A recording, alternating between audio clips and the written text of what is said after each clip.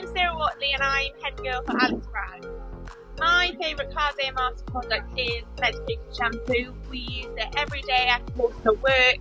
Helps get all the grease and grime out of the coat and any little scabs.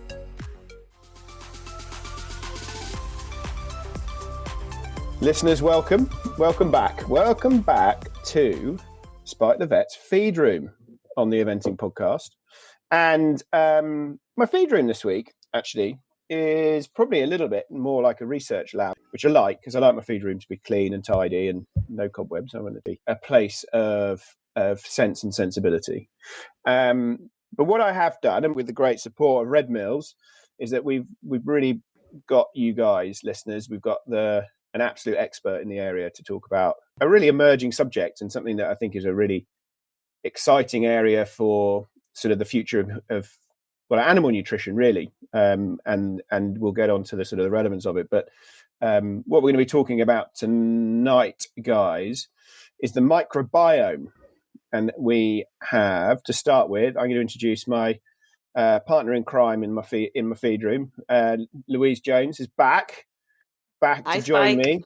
She delegated the last one to one of her lovely colleagues, but she's back. I've dragged her back in. She's back in. I am. I'm pleased to be back, Spike. Pleased to be back. Amazing. And Louise she's got out her little black book of contacts, and we have this evening. Yeah, we're very privileged to have such an expert in the area. Normally you have to listen to me rambling on about nothing particular.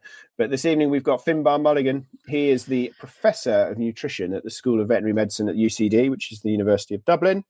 So an absolute expert and a real expert in the field that we're talking about. So Finbar, welcome to my feed room. Thank you, Spike. Good evening. Thank you for joining us. I'm delighted to be here. Excellent. And I'm delighted that you are here. And what I would like to do as a starting point is really have you just give us a bit of an introduction on what is the gastrointestinal microbiome. Okay, so look, I mean, in terms of the microbiome, this is really, the multitude of bacteria, protozoa and fungi that to a large extent proliferate in the large intestine of the horse, the cecum and the colon, and also in other areas. For example, in the esophageal and fundic region of the stomach, we have some microbes. But these microbes really do the digestion in a symbiotic relationship with the host. And not only do they do digestion, but they're also very important for other things as well. For health, for example, they'll compete with adhesion sites, with pathogenic bacteria, etc., etc. And at the moment, we're very lucky because we have an awful lot of research information coming out about the equine microbiome. And I've read it quoted somewhere that in 2006 there were something like 4 papers on the equine microbiome published internationally, and in 2019 there were more than 40 papers published on the equine microbiome internationally. So new techniques to allow us study these bacteria really help. And I think when we look at this area again in 15 years' time, our knowledge in terms of pathogenesis of different diseases related to GI tract malfunction, and as they describe, dysbiosis of the microbiome, will really have increased for the betterment of our prevention and treatment protocols. So look, in simple terms, it's the bugs in the gut. That's what we're talking about. And why is that so important? Why is this such an emerging area of research and funding, and what is that the relevance to sort of day-to-day management? Well, I mean, what is the relevance of day-to-day? Well, if we look at some important conditions, for example, we know, for example, that an alteration in the microbiome has been reported. I'll give you some good examples. You have a different equine microbiome, for example, in horses with metabolic syndrome in comparison to healthy horses. You have differences in the microbiome before and after traveling. You've got differences in the microbiome associated, for example, with colic. Simple conditions like that every day we're trying to prevent. At this moment in time, We probably recognize that there's a difference in the microbiome, but we don't fully understand it. And I think, many of the researchers active in this area will testify to that and say that our true understanding of these differences will only come with time. It's, if you like, we're not there yet really to talk about cause and effect. But, a very good example, mares that succumb to colic postpartum and mares that don't succumb to colic postpartum. We know, for example, and it's been already published, that there's a difference in the microbiome profile of the mares that do succumb to colic postpartum and those mares that don't succumb to colic postpartum. So as we move forward in our understanding, hopefully then we can also move forward in our ability to manipulate the microbiome. And, that will come as another step. First of all, understanding what is desirable and what's happening. At the moment, we can recognize differences, and that's to a large degree it. Now, it's not as straightforward as that. We know, for example, that in the hindgut, as an example, if you get a lot of bacteria proliferating like Streptococcus bovis that will produce a lot of lactic acid and drop the pH, that's almost always bad. And if you have, for example, a very small proliferation in lactic acid utilizing bacteria, Megasphaera, that again is bad, and it's going to be bad for the pH. And this in turn then is going to knock a lot of your fiber digesting bacteria. So we do know some things, but a lot of it at the moment we have, it's cause and effect. And I think as we move forward to understand more, about what these microbes are doing and not just what microbes are there, I think it'll really help with prevention and treatment protocols for conditions of the gut and other conditions. For example, equine metabolic syndrome, horses would appear to have a different microbiome as we move forward in the years ahead. So it's a very sensitive balance between the good and the bad. The good and bad bacteria, our little healthy pot of whatever it is that we have in the fridge we're supposed to have at breakfast. But that sensitivity between the fluctuations of the different bugs, whether that be the bacteria or the other things that are living in there, is it that real sensitivity that's such an interesting area that you can use it then to be inserted, as you say, in different conditions of the horses? We're seeing, you're seeing such a flux in what's going on in there. I think so. I mean, I think where you get extremes, where you get extremes in the numbers of lactic acid producing bacteria and a decline, for example, in fiber digesting bacteria, bacteria that can utilize lactic acid, this is, almost always not good. In horses that are continuously fed pasture, and they had this really large equine microbiome study in the US, horses that are fed pasture and indeed in feral horses, they have a much more diverse array of microbial species. So much more different types than horses, for example, that would be fed, a lot of cereal, or let's just call them competition type diets or standard type diets. So the diversity is reduced under normal productive management conditions. The diversity is reduced. So it is a sensitive balance, and certainly it appears that diversity being reduced, and it's described as a dysbiosis, a change in the normal microbial composition. But everybody would be putting normal in inverted commas, because what's normal for a feral pony, grazing in Clifton and Connemara is not going to be what's normal, for a flat or a national hunt horse standing in a leading trainer's yard. So sure. It is a sensitive balance. And Louise, just picking up on Finbar's point there, talking about that, that difference in what that microbiome is between a horse living at pasture and a horse that's in a competition environment. How do we think this extends into the role of nutrition in what we're talking about?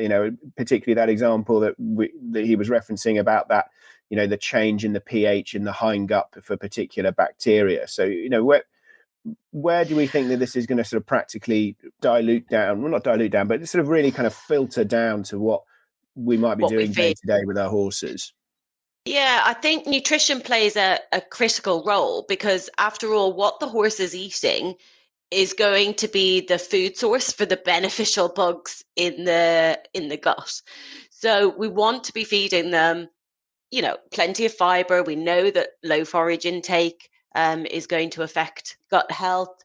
We know likewise that if you feed, huge cereal-based meals, undigested starch is going to get into the hindgut, and that is going to cause that drop in pH that Finbar mentioned.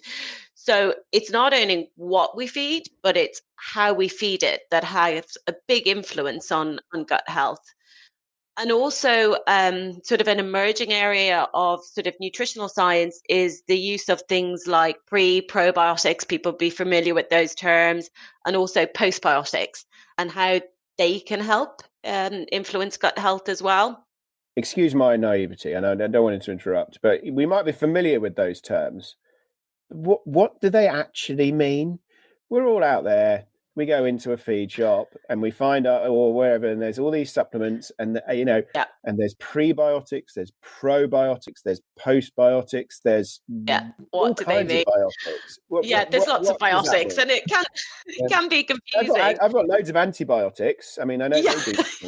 And actually, antibiotics are bad for gut health as well, and wormers. So, we want to be supporting the gut when we are putting the horse on medication or giving them a wormer. But so probiotics are basically a live ingredient that you feed that is going to populate the gut. So the main one, the only real one that's licensed for horses, is the Saccharomyces cerevisiae. So that's the live yeast that you'd feed. So that's your probiotic. Your prebiotic then acts as the food source for the probiotics. So the probiotics go in and they eat the prebiotics. And then once they've done that, they produce what's called postbiotics. And they are biologically active metabolites, if you like, that then the horse can utilize, absorb and utilize from their gut. So they're very similar in a way to kind of fermented foods. You might be aware in human nutrition, everybody's saying you need to eat more fermented foods, like kimchi, and that one of the reasons is they're a good postbiotic for humans. Obviously, don't feed kimchi to your horse. You can feed a supplement that contains it.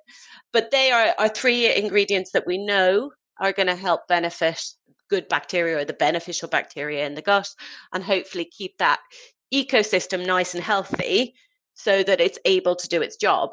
And as Finbar said right at the beginning, gone are the days when we just thought the microbiome was there to digest food. We now know that it's involved in the immune health of the animal, disease prevention, even endocrine hormone systems as well. So that digestive system is really vital to your horse's health. Yeah. Finbar, one of the examples. Yeah, I was going to ask you to sort of expand on that, Finbar, if that's all right. Saccharomyces is a live yeast used as a probiotic, and one of the things that it's well known to do is to promote the growth of lactic acid utilizing bacteria. So if you're in a scenario where the levels of starch you're feeding are teetering on the brink, the use of Saccharomyces, for example, will promote the growth of lactic acid utilizing bacteria and help maintain gut stability. As Louise pointed out, the most relevant probiotic, and that's a good example of it. That's a really good example. And Louise just touched on, I was just saying about the links to immune function. And is this a little bit of a sort of a chicken and egg scenario in that, the gut is reliant on a good immune system to be able to be functional, or, which is leading the other, which way around would you be looking at it? I think it's very, very interesting to consider this. There are bacterial species in there that have been described as pathobionts, and then basically they sit there until they kind of become angry or unfriendly.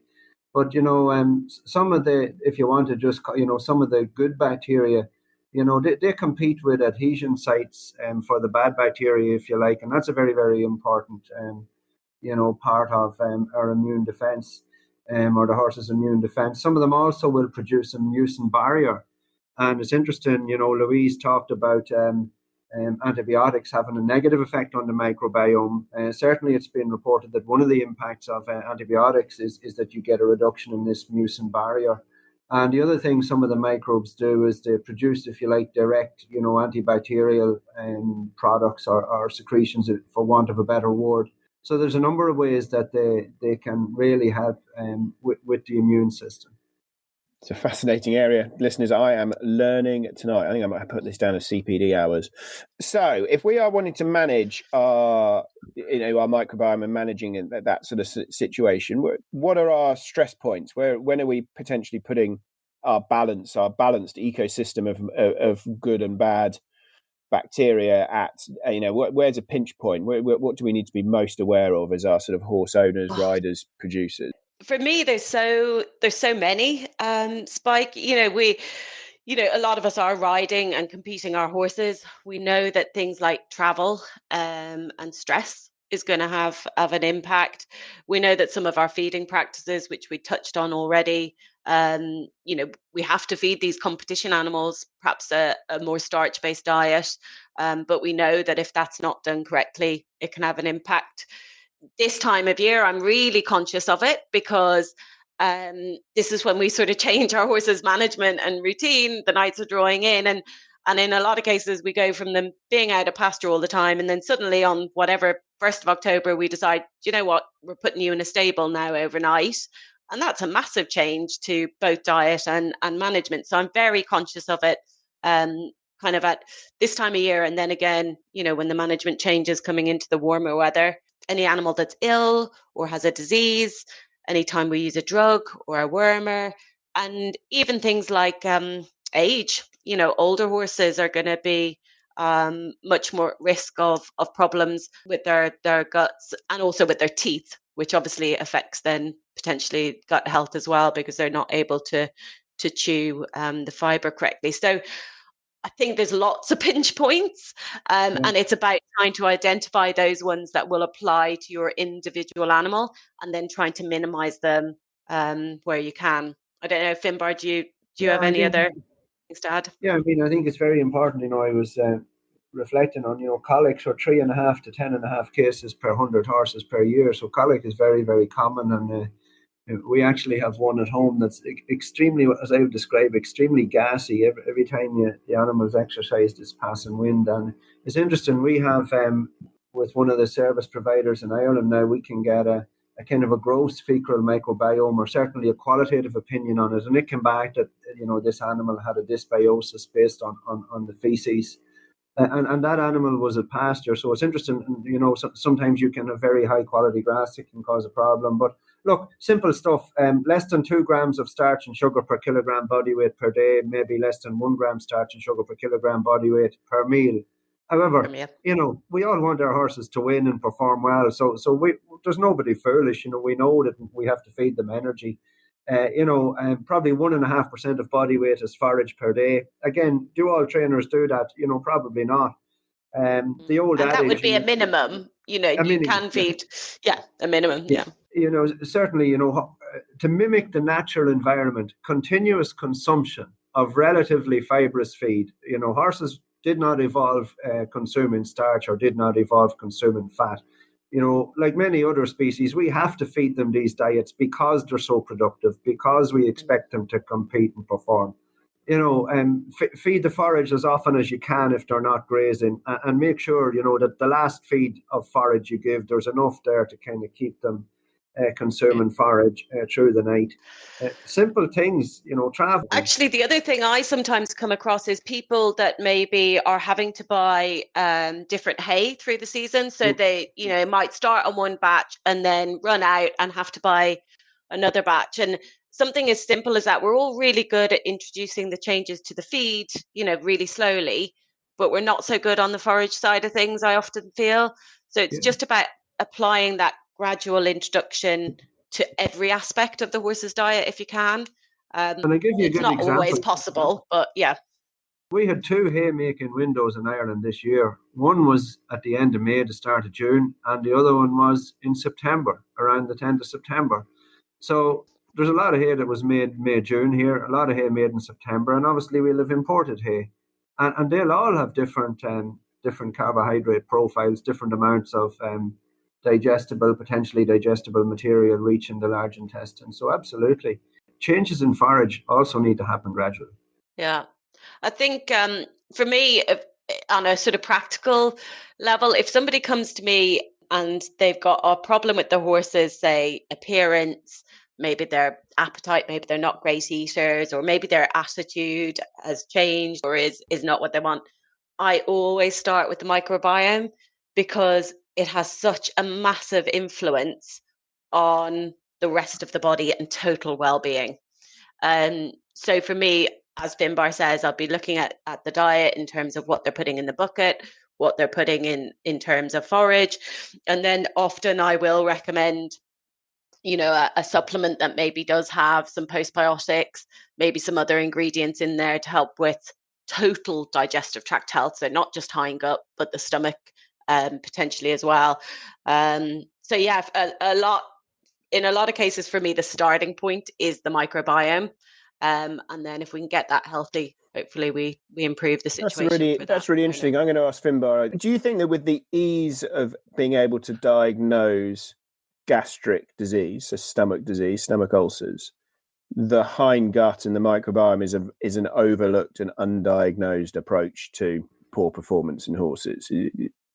Yeah, I absolutely do. And I think it's very easy to scope a horse, and it's well documented. 90% of whatever you want to say, competitive race horses have been found to have ulceration. The data's out there. It's a very, very high prevalence, and yeah, that gets an awful lot of attention. I think the hindgut gets much less attention. The importance of the hindgut is huge. Like, you have all this slowly digestible feed that they're meant to be consuming, fermenting slowly, producing VFAs, an energy source for the horse. Also producing B vitamins, I might add. And if you don't have a good hindgut fermentation, you're going to have probably a higher requirement for B vitamins. And then you take into account all of the issues that can arise, from issues with hindgut fermentation. So you can have hindgut acidosis, causing anorexia off feed. Dysbiosis of the hindgut associated with colics, with laminitis, with colitis, all of this. I absolutely think it has been neglected. But I think now, as we move forward, 4 papers in 2006 and 40 papers in 2019, I think we're going to see an explosion in knowledge in this area. And I think that's going to be helpful. What do you think is going to be the next big step in that?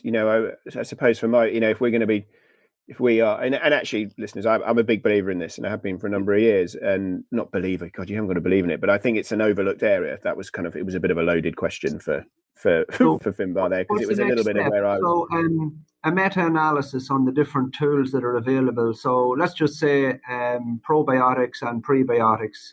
The next step for me would be, when there's enough data there, a proper published meta-analysis on the impact of these. And I think we have to be careful, because there are differences between them. They're not all the same.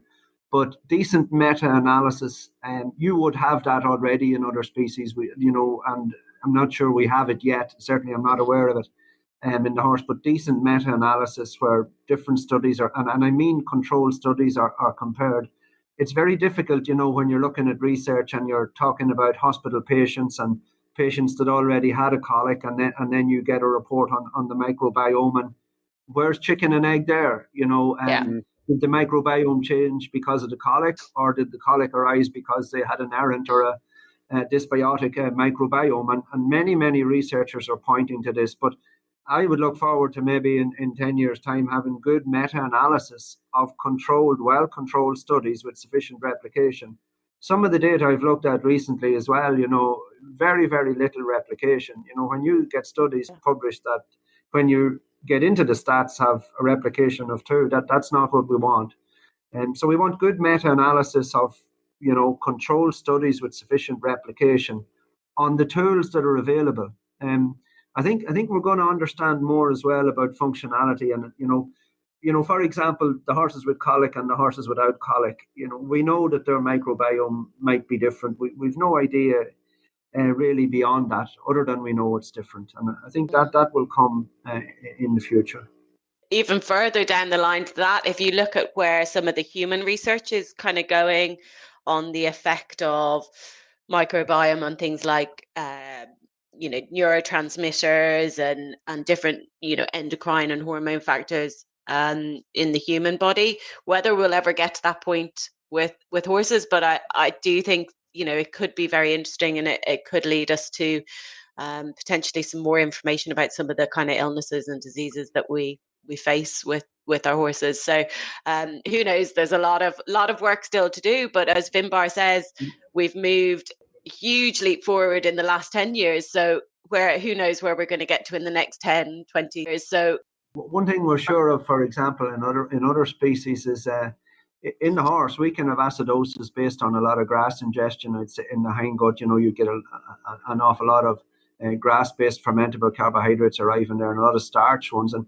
where the substrate changes so much, I'm not sure that everything is the same. I'm not sure that hindgut acidosis will be the same where starch is the substrate versus where you have other substrates in there. And it's things like that hopefully we can understand more down the line. Yeah, and what about diagnostically? What about the sort of the day-to-day diagnosis of the helping out the individual horse owner? We're saying there the challenges of not necessarily competing against stomach ulcers as such, but at least heightening the relevance of what we're the microbiome and the hindgut dysfunction. Personally, being a vet on the out in the real world, sometimes it can be that frustration to be able to show a diagnostic test that is as definitive as showing a picture of an ulcer. And there have been things available in the past, and hopefully there's what do you think the future lies with that? I think you mentioned already that in Ireland there is a commercially available way of testing. Definitely. I mean, the Equine Centre are doing fecal microbiome profiles, and they're quite qualitative at the minute, and I'm speaking to some of the guys there, they would recognize that they're quite qualitative. But that they are certainly highlighting where they think the fecal microbiome is dysbiotic or errant, if you want to call it that, or quite simply out of kilter. And maybe if you go forward, that'll give a hell of a lot more detail. So there certainly are qualitative tests available on the fecal microbiome, and that's being used in research as well, I would add, as a proxy for the large intestinal microbiome. My mind's already racing, benchmarking your horse through a season, depending on, and seeing what its microbiome is doing relative to fitness, competition. The key question is, what is good and what is bad? Yeah. And what's good always the same? What's good might not always be the same. You understand? And what's bad might not always be the same either. So I think the more information we have from the research, the more the diagnostic tests will develop and be helped. It's a fascinating area, listeners. I hope you've already enjoyed it. I think I feel as though we've really stepped on an emerging area of research within the industry, and I think it's great. Huge thanks, Louise. Huge thanks for introducing us to Finbar. Brilliant. Thank you for coming and joining us. And listeners, hopefully you really, we've given you a bit of a glimpse of what hopefully the future is, and how, that there is always people out there that are, pushing the boundaries, wanting to research, wanting to see what the future lies, and always, best for horse welfare, and and always trying to do the best that we can for our animals. So, Louise, Finbar, thank you ever so much for joining us. You're more than welcome. Thank you for listening. Brilliant. Thank you. And look forward to the next one. Louise, we have to get your little black book out and see who else we can persuade to come in. I will do. Thank you, gentlemen. Bye-bye. Thank you. Bye, everyone.